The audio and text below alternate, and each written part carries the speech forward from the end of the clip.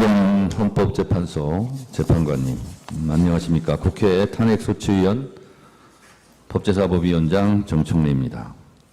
방송통신위원회 위원장 이진숙은 재적위원 2인 상태에서 회의를 소집하여 공영방송 임원 후보자를 선정, 임명하고 본인에 대한 기피 신청 의결에도 참여해 기각을 결정했으며 심의 의결의 공정을 기대하기 어려운 사정이 있음에도 안건을 심의 의결하는 등 헌법과 법률을 위반하는 사유로 2024년 8월 2일 국회에서 탄핵 소추가 의결되었습니다.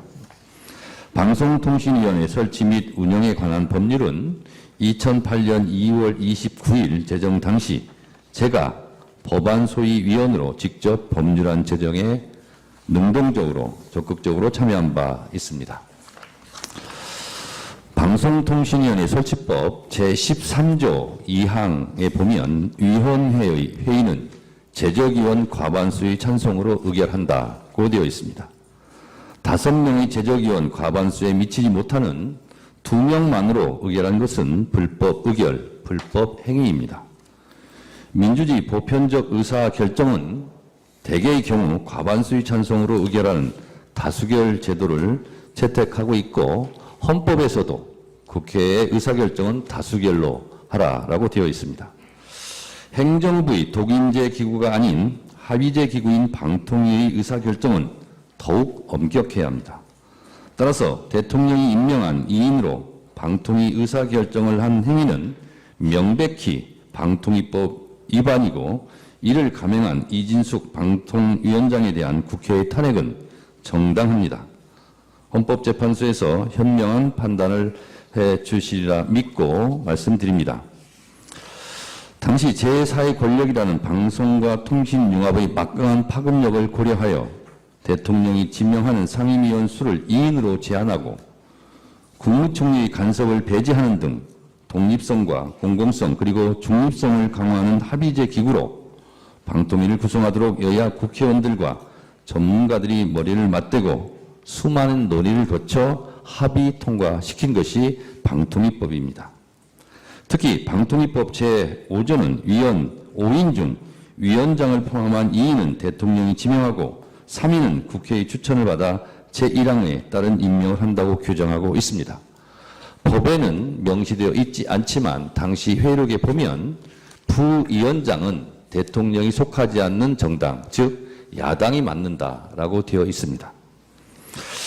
그럼에도 불구하고 대통령은 아무런 이유 없이 법에 따른 국회 추천 방송통신위원 인사 최민희에 대한 임명을 거부했으며 방송통신위원 임명에 대해서도 역시 2024년 7월 방송통신심의 5기가 종료되도록 임명하지 않으며 대통령 자신의 지명 몫으로 임명한 위원들로만 방송통신위원회와 방송통신심의위원회를 운영하는 사태가 계속되고 있습니다.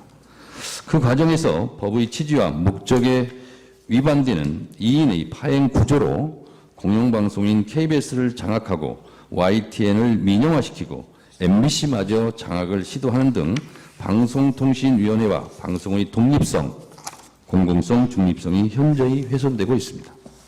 최근 2인 방통위가 의결한 안건들에 대해 처분의 절차적 위법성을 이유로 효력을 부정하는 법원의 결정과 판결들이 나오기 시작했습니다. 2인 위원으로 방통위에게 부여된 중요 사항을 심의 의결하는 것은 분명 방통위법이 추구하는 입법 목적을 제어하는 것이며 피청구인이 위원장으로 있는 한 위헌 위법적 심의 의결은 지속될 것으로 사료됩니다. 방통위가 구성된 이래 이같이 위법한 중요 의사결정을 한 사례는 저는 지금까지 본 적이 없습니다. 존경하는 헌법재판관님들께서 부디 본 사건을 잘 살펴주실 것을 간곡히 요청드립니다.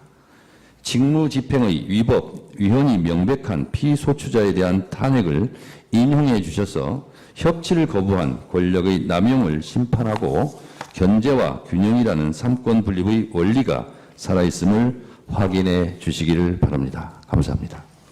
예.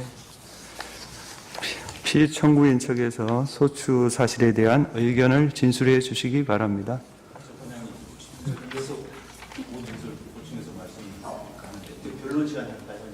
변론 시간에 해주십시오.